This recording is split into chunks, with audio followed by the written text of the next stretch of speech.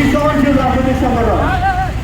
আমরা চাই এই সহনশীলতাকে বাইকে এখন আপনাদেরকে গ্রেফতার করে নাই।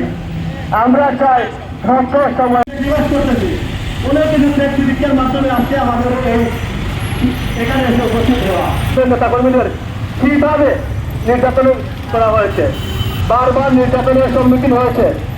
আমি বাংলাদেশ জাতীয়তাবাদী ছাত্রদলের গর্বিত কর্মী। আমরা সবসময় চাই আমাদের একটি দেব বাস্তবায়ন করেছি।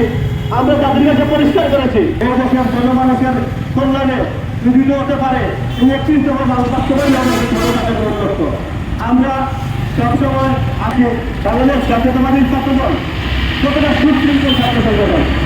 এই সুশৃঙ্খল ছাত্র সংগঠনকে উশৃঙ্খল পায়ে ধরা যেভাবে লিপ্ত হচ্ছে আমরা তার হেয় প্রতিবাদ করছি। আমরা সবসময়